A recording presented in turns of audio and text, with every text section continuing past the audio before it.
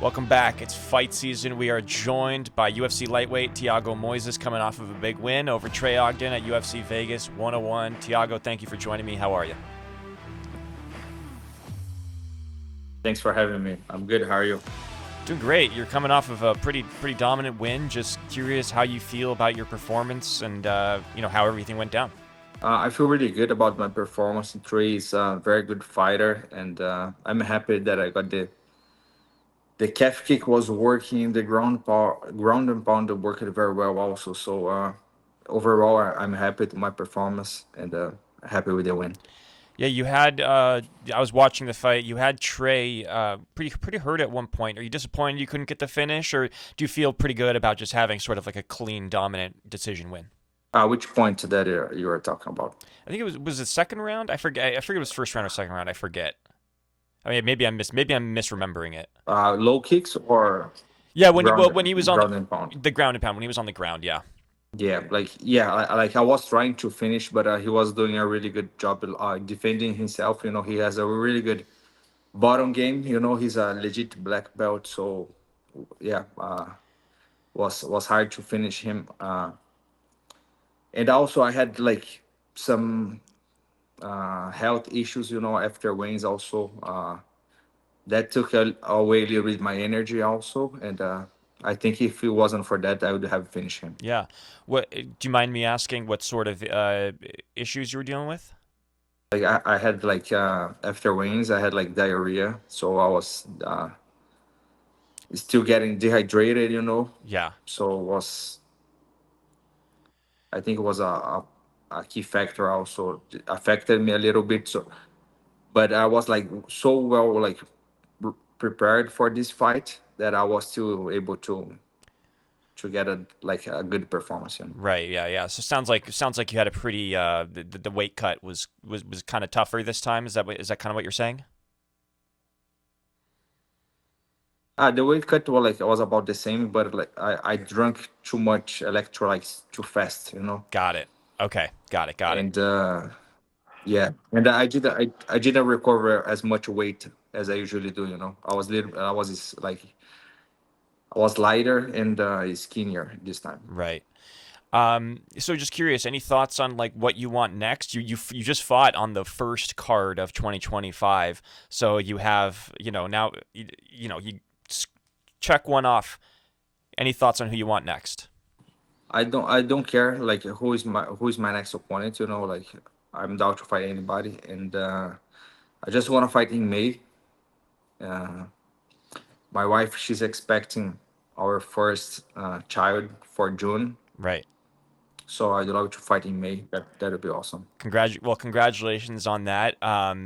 Is that does that Thank you. are you does that make you want to fight? Like, are you gonna take maybe like the second half of the year off because of that? Because you fought the first card of the year. A lot of fighters like Kevin Holland, he said that Right. he wants to fight like 6 times this year because he's fighting right away. Are you gonna sort of maybe take it a little bit easier in the Right. second half? No, I wanna fight like this year. I wanna do like 3 4 fights. That would be good. Yeah. Then one more or two more would be perfect. Um. So what specifically are your goals for 2025? Like things you've worked on, things you want to work on. Like what are you other than of course being a dad? What other things do you want to work on? Yeah, as you said, like I wanna be the best father that I possibly can. The best husband that I possibly can. Keep getting better as a fighter. Keep growing as a human. Uh, I wanna like do 2 3 more fights this year. Uh, get back in the top 15. Also, this is my goal for this year. Yeah, I think that's it. Just enjoy this uh, every day. Enjoy every day, like the training, my family, my daughter, Yeah. and that's it. Is there a specific part of your game that you really worked on for this camp, or that you really want to work on for this year? Is there something specific? I'm working a lot ground and pound right now. That's something that I have been working a lot. Yeah. Um, Okay, just to shift gears a little bit, because we do have a huge lightweight title fight in your division this weekend: Islam versus Arman. Obviously, you've been in the cage with Islam. You've gone 4 rounds with Islam. Uh, just curious what your thoughts are in this fight and how you see it going down. I see that like Islam, he's like very well rounded. So is Arman, Yeah, and Islam is also like very like he's very big for the division also. So I think in the first rounds, Isla is gonna have the advantage because I think he's gonna be stronger and he's gonna win like the first like 2 rounds. But after that, I see Arman doing better, because Arman, I think Isla will slow down like he did in his last fights. right. And Arman has really good cardio also, So and he's gonna make Islam work because he's a pretty good wrestler. So Islam won't take him down and like control him easily, So he's gonna have to work, and I think because of that, I think Armo is gonna win by close decision. Yeah, it seems like for a fight where the odds Islam is a big favorite, but it seems like this is probably the best fight that you could get in lightweight right now, just in terms of overall skill sets. Would you agree with that? Yeah. Um, Yes, I agree with that. Yeah. yeah. You know, so I want to talk about both fighters, but what is it that you think that Islam does so well? Because he's obviously the pound for pound number one fighter in the world. You've been in there with him. What is it that you think that he does that other fighters don't do, that he just has an advantage in? I think he's pretty well rounded and pretty well rounded. Very good wrestling, good jiu-jitsu also, and he's a smart fighter. His fight IQ also it's very good. I think he's like he does everything well. And he's very smart. Also very strong and big for the division. Yeah.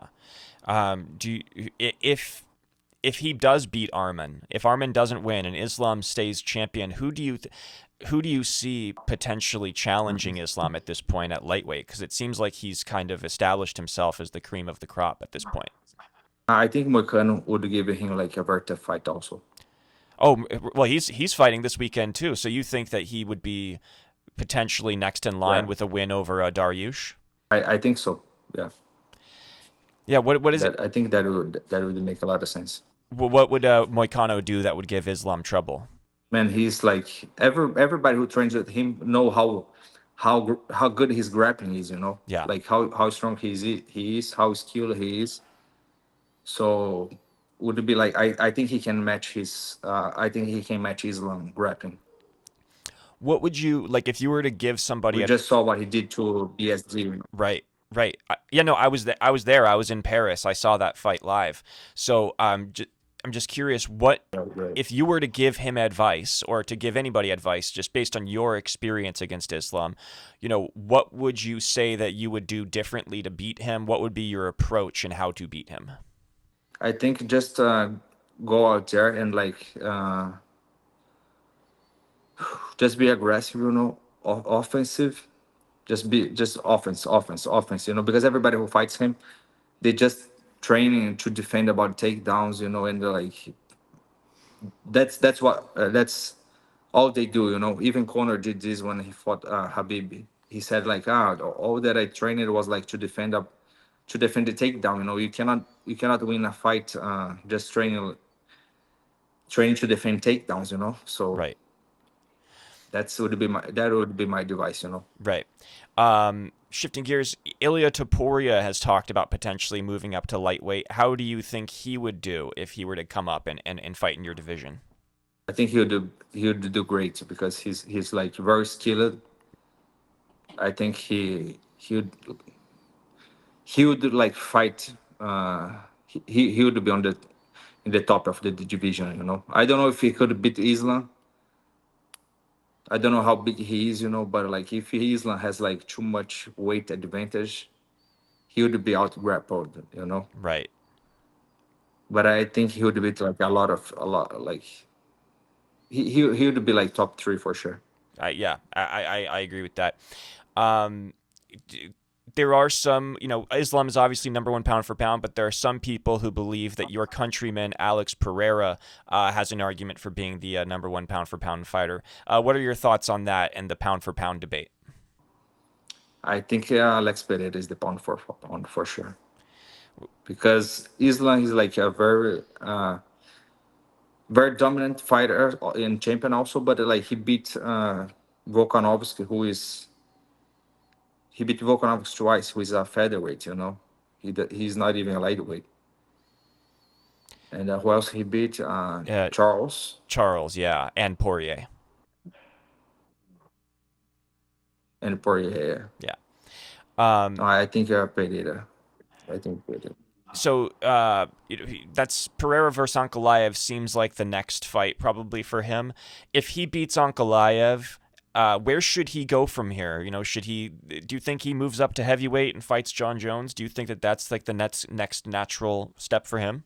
I would love to see him move up to heavyweight and fight Jon Jones, or yeah, and fight Jon Jones. Yeah, I think that would be awesome. Would be like the biggest fight in the UFC history. Yeah, go ahead. Yeah, I think it would be the biggest like fight in the UFC history for sure. Yeah. Yeah. No, and how do you think he would do? Just curious. How do you think he would do against Jon Jones? Man, I think he can knock everybody out. But I think he would have like trouble with John's wrestling and like ground and pound.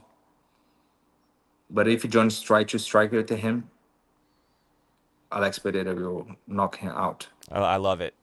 Well, Thiago, thank you so much for your time. Just I'm going to give you sort of like the last word here. We do here in America, we do New Year's resolutions. I don't know if you do New Year's resolutions, but being that we're in 2025, what's your like resolution for the year and your ultimate goal? My goal is like do 3, 4 fights this year, get back in the top 15. Uh, and as I said, be a good father, a good Yeah. husband, and get better every day as a human being, and then as an athlete also. Well, you're already on your way, Thiago Moises. Thank you so much for joining me. Congratulations on your big win over Trey Ogden, and we'll catch up again the next time you got a fight lined up. All right? Thanks for having me. I appreciate you. I appreciate you, man. Thank you so much.